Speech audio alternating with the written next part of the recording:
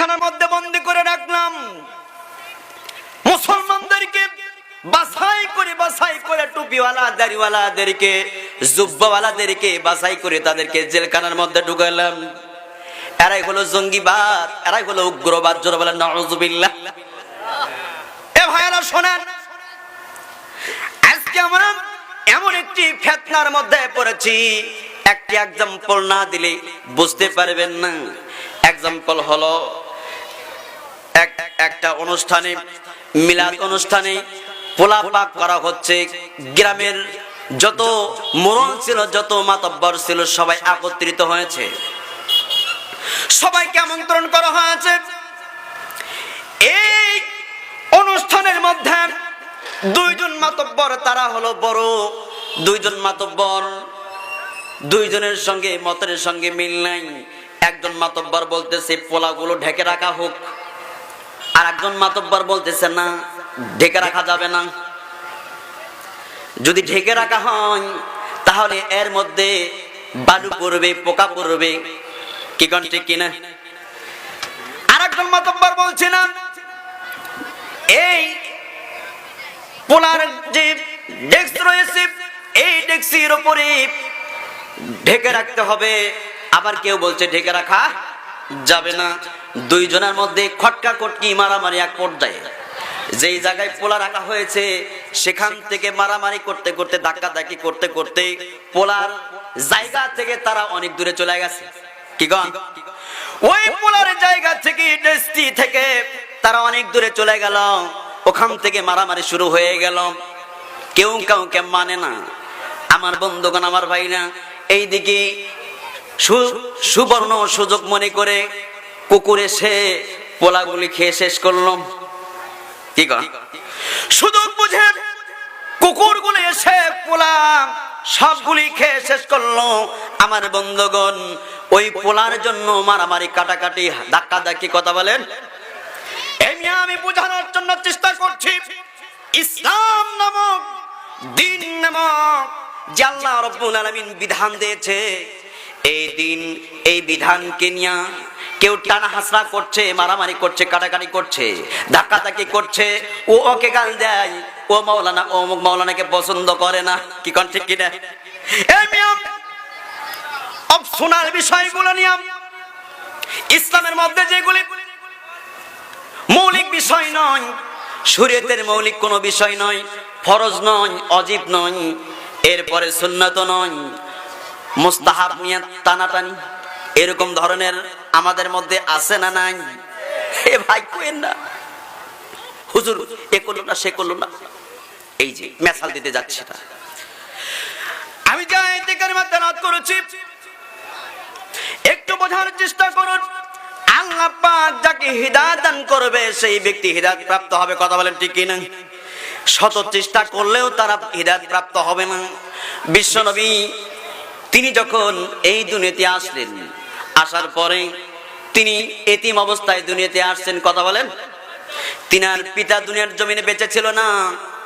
তিনার পিতা তিনি যখন মায়ের গর্ভের মধ্যে, পেটের মধ্যে অবস্থান করছিলেন, এই অবস্থায় তিনি দুনিয়াতে ভূমিষ্ঠ হয়েছেন। বন্ধুগণ আমার, এরপরে মা আমিনা কিছুদিন তিনি থাকলেন। এরপর মা আমিনা বিদায় গ্রহণ করলেন, ইন্তেকাল করলেন। গর্ভধারিণী মা তিনি চিরবিদায় গ্রহণ করলেন। তারপরে তিনার খেদমতের দায়িত্বভার, তিনার লালন পালনের দায়িত্বভার হযরত আব্দুল মুত্তালিব, নবীজির পিতামহ, নবীজির দাদা আব্দুল মুত্তালিব গ্রহণ করলেন। এরপরে আব্দুল মুত্তালিব 2 বছর লালন পালন করলেন। 2 বছর পর তিনি ইন্তিকাল করলেন। এরপর তার লালন পালনের দায়িত্বভার কে গ্রহণ করবে? সেই সময় তার চাচা আবু তালেব, কি নাম? আবু তালেব, তিনি গ্রহণ করলেন। আবু তালেব আমার নবীকে তিনার 2টি ডানার নিচে ছায়ার মধ্যে তিনি রেখেছিলেন। সেই সময় তৎকালীন সময় কাফির বেঈমানেরা মুশরিকেরা আবু তালেব থাকা অবস্থায় আমার আমার নবীকে মারার জন্য ষড়যন্ত্র করেছিল, কি বলেন ঠিক কিনা? তৎকালীন যুগে কাফের বেঈমানেরা, এর মধ্যে বড় লিডার আবু জেহেল, উতবা, সাইবা, ওয়ালিদ ইবনে মুগিরা, এরা দেখতে পেল মুহাম্মদ আবু তালেবের ভাতিজা, সে একে একে আমাদের দেশের মধ্যে নতুন একটি দাওয়াত দিচ্ছে, নতুন ধর্মের। এই ধর্মের দাওয়াত দিতে গিয়ে গোটা এলাকা দখল করে নিচ্ছে। এক এক করতে করতে 40 জন হয়ে গেছে। 40 জন যখন ওভারটেক করেছে, মুসলমান হয়ে গেছে। এরকম ভাবে তারা বুঝতে পারলো, এরকম ভাবে যদি মুহাম্মদ দাওয়াত দিতে থাকে আর মুহাম্মাদের ধর্ম গ্রহণ করতে থাকে, মুহাম্মাদের দলটা ভারী হয়ে যাবে। কথা বলেন ঠিক কিনা? এক মুহূর্তে আমি আবু জেহেল, আমি আমার ক্ষমতা থেকে সরতে আমার জন্য বাধ্য করা হবে। যদি মুহাম্মদ এরকম ভাবে তার অনুসারী তৈরি করেন, তাহলে আমার ক্ষমতা হারানো লাগবে। এই জন্য তিনি সুযোগ বুঝে কি করলেন, সেই সময় তিনি বললেন আবু তালেবের কাছে, আবু তালেব সেও কি ছিল? মুসলমান ছিল না বেদিন ছিল? বেদিন, কাফের, ঠিক কিনা? কিন্তু কাফের হলেও কি আমার নবীকে আগিয়ে নিয়েছিলেন, ছায়াতলে রেখেছিলেন, কোনো কষ্ট পেতে দেন নাই। আমার নবীকে বলেছেন, হে আমার কলিজার টুকরা ভাতিজা মুহাম্মদ, আমি আবু তালেব যতদিন পর্যন্ত বেঁচে থাকবো, ততদিন পর্যন্ত আবু জেহেল কেন এই গোটা আরব কান্ট্রিতে তোমাকে একটা চুলের আঁচড় দিতে দিব না। জোরে বলেন মারহাবা। শেষ পর্যন্ত কি করলো? বলা হলো, আবু তালেবকে প্রস্তাব দেওয়া হলো যে আবু তালেব, তুমি তো আমাদের মধ্যে একজন নেতা, মুহাম্মদকে আমাদের কাছে ফেরত দাও, তাকে শাস্তি করব, তাকে কি করব? শাস্তি দেব, নতুন ধর্মের দাওয়াত দেওয়ার শ্বাস মিটিয়ে দেব। আবু তালেব বলছে না, আমি আবু তালেব, আমি বেঁচে থাকাকালীন অবস্থায় এক বিন্দু রক্ত থাকতে আমার ভাতিজার গায়ে একটা চুলের আঁচড় দেব না। জোরে বলেন সুবহানাল্লাহ। আমার বন্ধুগণ, আমার ভাইরা, সেই সময় তারা শর্ত দিয়ে দিল। আবু জেহেল একটি আহাদনামা লিখলো, আর এই আহাদনামা, এই শর্ত তারা লিখলো। এই শর্তের মধ্যে তারা বলল যে মুহাম্মদ আমাদের দেশে থাকতে পারবে, কিন্তু এমন একটি জায়গায় তাকে যেতে হবে। হে আবু তালেব, তুমি যখন তাকে আমাদের হাতে তুলে দিলে না, তাহলে তোমার যে উপত্যকা রয়েছে, তোমার যে জায়গা জমি রয়েছে, এই জায়গা জমির মধ্যে তাকে তোমাদেরকে অবস্থান করতে হবে। মুহাম্মাদের অনুসারীদেরকে এই আবু তালেব, শিয়াবে আবু তালেবের একটি জায়গা ছিল, উপত্যকা ছিল, এই উপত্যকার মধ্যে বন্দী থাকতে হবে, বের হওয়া যাবে না। যদি বের হওয়া হয় তাহলে কিন্তু আমরা তাকে শাস্তি দেব। আমার বন্ধুগণ, এই আহাদনামা যারা লিখেছে, যে লেখক, যে মৌরি, এই মৌরির নাম হলো মনসুর। নামটা কি? কিতাবের মধ্যে সাক্ষ্য দেয় এই আহাদনামা আমার নবীর বিরুদ্ধে লিখেছে না সপক্ষে লিখেছে? কি বলেন? পক্ষে লিখেছে না সপক্ষে? বিপক্ষে লেখে নাই, আমার নবীর বিপক্ষে এই আহাদনামা লিখেছে। এরপর সেটা কাবা ঘরের চত্বরে ঝুলে দেওয়া হয়েছে। আমার বন্ধুগণ, আমার নবীকে আবু তালেবের যে উপত্যকা রয়েছে, এই উপত্যকার মধ্যে বন্দী রাখা হলো। কিতাবের মধ্যে আসছে, একটা দুইটা নয়, 3টা বছর ধরে আমার নবীকে এই উপত্যকার মধ্যে, জেলখানার মধ্যে বন্দী হতে হয়েছে। বলেন আল্লাহু আকবার, জোরে বলেন আল্লাহু আকবার। আমার ভাইরা, আমার নবীজি জেল খেটেছেন।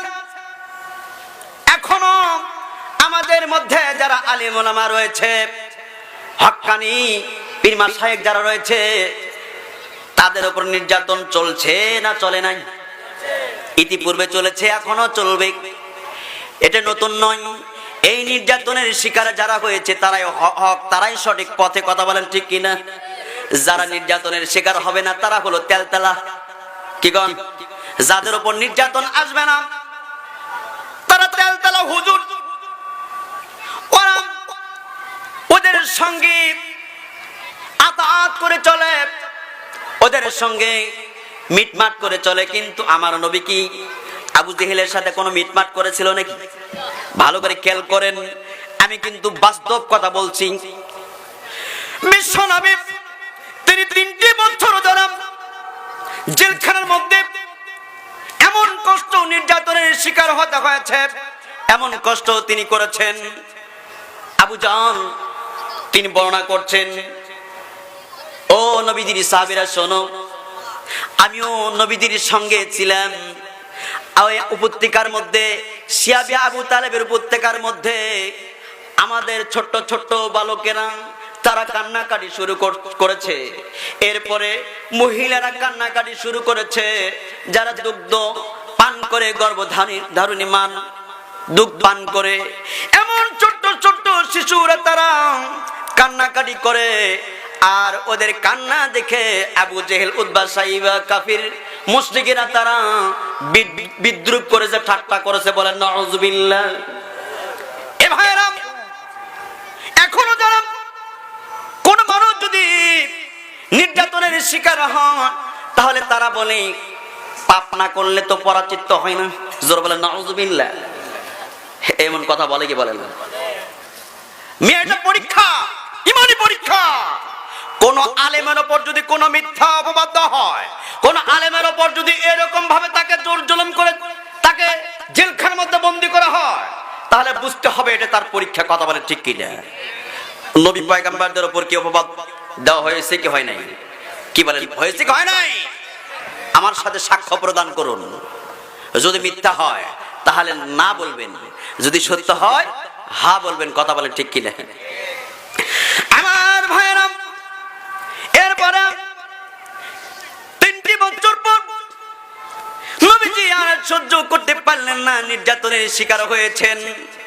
এরপর বিশ্ব নবী বর্ণনা করছেন, আবু তালেব, ও আমার চাচা, আর কতদিন এরকম ভাবে কষ্ট করা যায়? এই জায়গায় বহিরা জায়গা থেকে, বাহির থেকে কোনো বাজার, খাবার, খাদ্য সামগ্রী এই জায়গার মধ্যে প্রবেশ করানো যাবে না, এটা শর্ত। বাজার থেকে কোনো জিনিস ভেতরে ঢুকানো যাবে না। যদি তারা বাজার আসে তাহলে অধিক মূল্য তাদের কাছ থেকে নেওয়া হবে। কি কোন ঠিক কিনা? বাজার ঊর্ধ্বগতি এখন চলছে কি চলে নাই? কি কোন বাজারের ঊর্ধ্বগতি কম?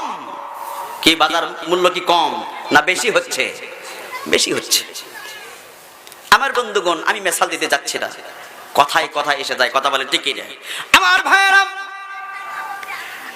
এরকম ভাবে নবীজি বললেন, তিনি বর্ণনা করছেন, ও চাচা, ওই কাবা গৃহের গেটের মধ্যে যেই আহাতনামা লেখে, সে কি করেছে? লেখে ঘরে টাঙ্গাইয়া রাখছে।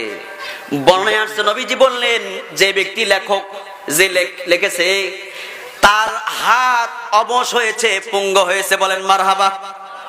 শুধু তাই না, নবীজি বললেন, ও চাচা, যেই আহাতনামা টাঙ্গানো হয়েছে, ওই আহাতনামা ঘুণ ধরেছে, পোকা ধরেছে।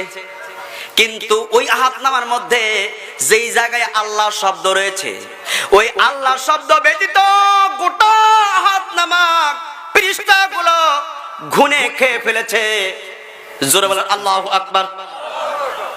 এরপর এটা প্রমাণ করার জন্য আবু তালেব বর্ণনা করেন, রে আবু জেহেল, তুমি তো আমার ভাতিজাকে তুমি চাও, তুমি তো তার বিচার করতে চাও। সে একটা নতুন ধর্মের দাওয়াত দিচ্ছে, আর এই নতুন ধর্মের দাওয়াত থেকে রুদ্ধ করার জন্য তুমি আমার নিকট তুমি আবদার করেছো তাকে তোমার হাতে তুলে দেওয়ার জন্য। কিন্তু আজকে এমন একটি কথা সে বর্ণনা করছে, তোমরা একটু যদি এটা যদি প্রমাণ করতে চাও তাহলে কাবা ঘরের মধ্যে প্রবেশ করো। কাবা ঘরের মধ্যে যেই জাহাতনামা লেখে টাঙ্গানো হয়েছে, ওই কাগজ নাকি ঘুণে খেয়ে ফেলেছে, আর আল্লাহ শব্দ অক্ষত অবস্থায় এখনো রয়ে গেছে, বলেন সুবহানাল্লাহ।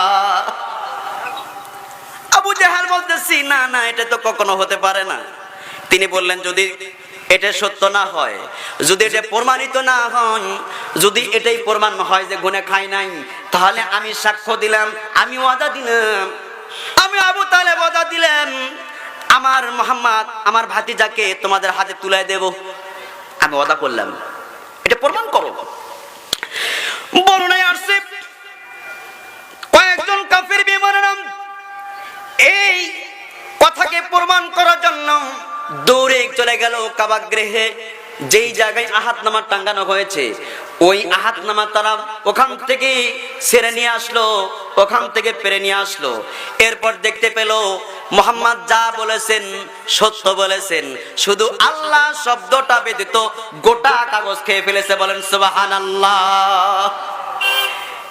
কিতাবের মধ্যে আসছে কাফের বেঈমানদের মধ্যে কিছু কিছু আত্মীয় সূত্রে কিছু লোক ছিল, আমার নবীজির সাহাবীদের মধ্যে কিছু আত্মীয় সূত্রে কিছু লোক ছিল, তাদেরকে ভালোবাসার কারণে, মহব্বত করার কারণে তারা বলেছিল, কাফের বেঈমানদের মধ্যে যারা আত্মীয় ছিল, যারা বন্দী, তাদের যারা বন্দী ছিল তাদের আত্মীয় ছিল, তারা বলতেছে হে আবু জেহেল, আজকে তোমাকে আমরা কি করলাম? অবাঞ্ছিত ঘোষণা করলাম।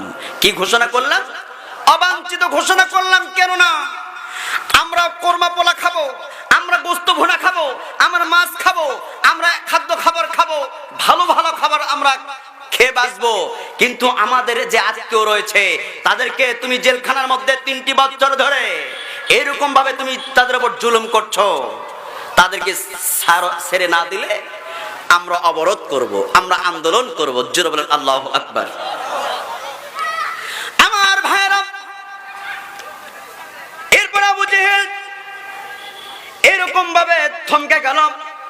ওই সমস্ত কাফের যেরকম ভাবে তারা আবু জেহেলের সামনে কথা উপস্থাপন করলো, তাকে তখন অবাঞ্ছিত ঘোষণা করলো, সাথে সাথে আবু জেহেল চুপ রয়ে গেল। এরপর আমার বন্ধুগণ, আমার ভাই না, এটা যখন প্রমাণ হয়ে গেল, ওরা আন্দোলন করা শুরু করলো তাদের আত্মীয় স্বজনদেরকে জেলখানা থেকে বের করার জন্য। কিছুদিন পর দেখা গেল আমার নবীর সহ আমার নবীর অনুসারী সাহাবায়ে কেরামদেরকে ওখান থেকে বের করে নিয়া ফুলের মালা গালায় দিয়া আল্লাহ পাক মুক্তি দিয়েছে, বলেন সুবহানাল্লাহ। কি বলেন, ঠিক কিনা? এ ভাই, সত্যের পথে যদি থাকি, যদি আল্লাহর সঠিক পথে যদি আমরা যদি অবিচল থাকি, তাহলে আমাদের উপর নির্যাতন যতই আসুক না কেন, যতই বাধা বিপত্তি আসুক না কেন, আমাদের যদি জেলও খাটতে হয় তবু আমরা মেনে নেব। কথা বলেন ঠিক কিনা? আমার নবীজি যেমন মেনে নিয়েছে, সাহাবায়ে কেরামগণ যেমন মেনে নিয়েছে, উলিয়া উলিয়াগণ যেমন মেনে নিয়েছিল, এরকম ভাবে আমরাও মেনে নেব। কথা বলেন ঠিক কিনা? একটু খেয়াল করুন, বর্ণনা করা হয়েছে আমার নবী বললেন, আবু তালেব আমার নবীকে এত মহব্বত করেছে, আমার নবীর সঙ্গে 3টি বছর তিনি জেল খেটেছেন। তাহলে একটি লোক কোন মানুষের মহব্বতে, কোন বন্ধুর মহব্বতে কি এরকম ঘটনা প্রকাশ হয়েছে, বন্ধুর জন্য দুঃখিত হয়ে সে জেলখানার মধ্যে ছিল? কিরকম এরকম ঘটনা কথা ঘটেছে নাকি? কি কোন ঘটেছিল? কিন্তু আবু তালেব কি আমার নবীর কি বন্ধু ছিল? কি কোন বন্ধু ছিল? সাহাবী ছিল? সাহাবীও ছিলেন না, বন্ধুও ছিলেন না, তিনার চাচা ছিল। কি বলেন ঠিক কি না? আমার ভাইরা, আবু তালেব তিনি যখন মুমূর্ষু অবস্থায় মৃত্যুর সঙ্গে পাঞ্জা লড়ছেন, এমন অবস্থায় নবীজি তিনি তিনার শরীরের পাশে চলে গেলেন দেখা করার জন্য, চাচার কাছে তিনার দুঃখে দুঃখিত হওয়ার জন্য। তিনি পাশে দাঁড়াইয়া বললেন, ওগো চাচা, আপনি এই মুহূর্তেই আপনি চলে যাবেন, কিন্তু আমার মনে বড় কষ্ট, আমার মনে বড় যন্ত্রণা। ওগো চাচা, আমাকে আবু জেহেলের যন্ত্রণা থেকে, আবু জেহেলের অত্যাচার থেকে, আবু জেহেলের জুলুম থেকে আমাকে হেফাজত করেছেন, সাহায্য করেছেন। ওগো চাচা, আপনাকে আমি কলিজার চাইতে বেশি ভালোবাসি, আমি বেশি মহব্বত করি। আজকে আপনার সামনে ওয়াদা করলাম গো চাচা, আপনি যদি আমার সামনে আল্লাহকে সাক্ষ্য প্রদান করে যার প্রতি আমি ঈমান গ্রহণ করেছি, যার দাসত্ব মেনে নিয়েছি, যার আমি ইবাদত করি, তাকে যদি আপনি কি করেন, তার প্রতি ঈমান গ্রহণ করেন, ওগো চাচা যদি এমনটি আপনি করে বসেন, আমি আপনার কাছে ওয়াদা করলাম কাল হাসরের মাঠে মুসিবতের সময় যেদিন তার সন্তান তার পিতার জন্য কোনো পরিচয় আসবে না, পরিচয় দেবে না, পিতামাতা তার সন্তান থেকে দূরে পলায়ন করবে, বন্ধু বান্ধব আত্মীয় স্বজন সবাই দূরে পলায়ন করবে, কেউ বিপদ মুসিবতের সময় কাছে আসবে না, ঠিক কি না? কি কোন ঠিক কি না? এ ভাই কার সাথে বন্ধুত্ব করব? যেই বন্ধু আমার উপকারে আসবে, যেই বন্ধু বিপদের সময় মুসিবতের সময় আপনার সাহায্যে এগিয়ে আসবে, সেই বন্ধুর সাথে বন্ধুত্ব করতে হবে কি হবে না? একটা এক্সাম্পল দিয়ে আপনাকে বোঝানোর চেষ্টা করছি, একটু খেয়াল করুন। দুইজন বন্ধু তারা পথ চলতেছিল, হেঁটে হেঁটে পথ চলতে চলতে আমার ভাইরা এরকম ভাবে বিশাল একটি মাঠ চারণভূমি, ওই চারণভূমির মধ্যে চলতে চলতে দেখা গেল যেমন নরুলের একটা বিল আছে না নাই, এই যে রামেশ্বরপুর থেকে মনে করেন মধ্যকাতুলি আসবে, কিন্তু এত দূর রাস্তা তার চলাচল করতে কষ্ট হচ্ছে, তারা বিশ্রাম নেওয়ার জন্য একটু নিস্তার নেওয়ার জন্য প্রতিমধ্যে একটি গাছ রয়েছে, বিলের মধ্যে বটের গাছ দেখা যায় কি যায় না, এই বটের গাছের নিচে তারা বসে পড়েছে। আমার ভাইরা এরপরে দুই বন্ধু গাছের নিকটে যখন বসে পড়লো, তারপরে দেখা গেল কিছু দূর দেখা যাচ্ছে, কিছু দূর দূরে দেখা যাচ্ছে একটি ভাল্লুক আসছে। কি আসছে? ভাল্লুক। এরপরে বন্ধু তারা বলা বলি করছে, এ বন্ধু ওই যে ভাল্লুক আসতেছে, এই ভাল্লুক তো আমরা শুনেছি জীবিত মানুষের কলিজাটা বের করে খায়, জীবিত মানুষের কলিজা বের করে খায়, এখন আমাদের উপায়টা কি হবে, কোথায় পালাবো? এক বন্ধু গাছে উঠতে পারে আর এক বন্ধু গাছে উঠতে পারে না। যে বন্ধু গাছে উঠতে পারে না ওই বন্ধু অনুনয় বিনয় করে বলতেছে, রে বন্ধু আজকে তো আমাদের বিপদ, আমি তো মুসিবতে পড়ে গেলাম, তুমি গাছে উঠতে পারো, লাভ দিয়ে তুমি গাছে উঠবে, কিন্তু আমি কি করব, আমার উপায়টা কি হবে? এ বন্ধু তুমি একটু সাহায্য করো, একটু আমার তুমি একটু বসে পড়ো, এরপর তোমার ঘাড়ে হাত দেব, তোমার ঘাড়ে হাত দেব, এরপর পা দিয়ে ডালটা ধরবো, আর তুমি এই বিপদ মুসিবতের সময় যদি আমার উপকার করো তাহলে তুমি আমার প্রকৃত বন্ধু। ওই বন্ধু বলছে না, ভাল্লুক নিকটতম হয়েছে, নিকটে চলে আসছে। এরপর আমার বন্ধুগণ এই বন্ধু গাছে উঠে চলে গেল, যে বন্ধু গাছে উঠতে জানে সেই বন্ধু গাছে উঠেছে, এখন যে বন্ধু গাছে উঠতে জানে না এই বন্ধু নিজেকে বাঁচতে হবে কি হবে না? বাঁচতে হবে। এই জন্য তিনি কি করলেন আমার ভাইরা তিনি বাঁচার জন্য শুয়ে পড়লেন, বাঁচার জন্য তিনি বাহানা তালাশ করলেন। শুয়ে পড়ার পর আমার ভাইরা সঙ্গে সঙ্গে কোনোভাবে নিঃশ্বাস গ্রহণ করছেন, চোখ বন্ধ করে দিয়েছে, গোটা শরীরটা নড়াচড়া বন্ধ করে দিয়েছে।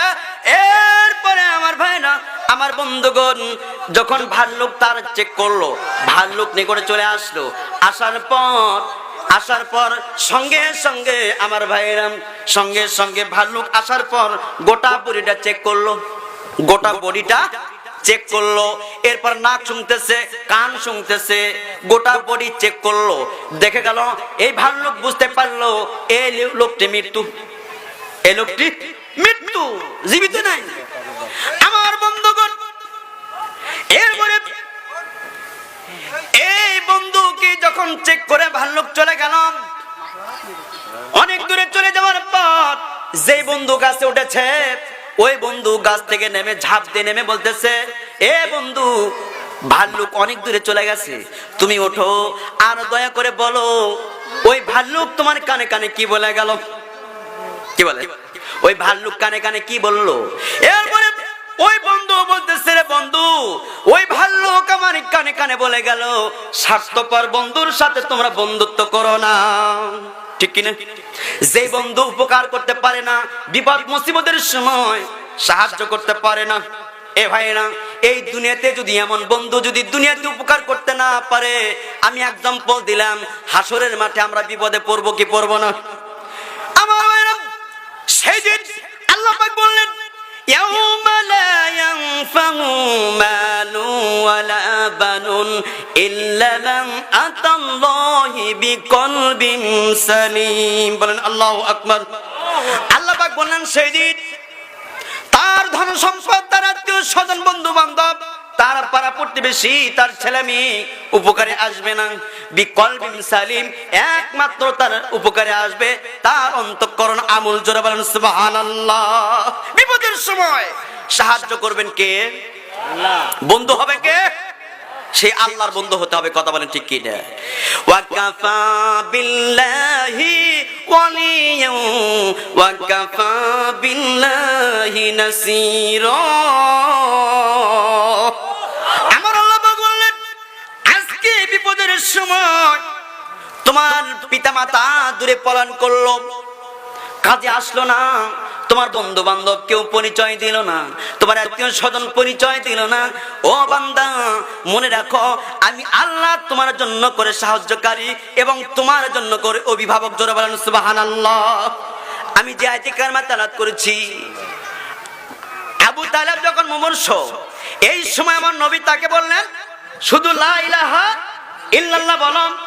ও চাচা, মুহাম্মদ রাসূলুল্লাহ বলতে হবে না, আমি নবী, আমাকে স্বীকৃতি দিতে হবে না, শুধু বলুন লা ইলাহা ইল্লাল্লাহ।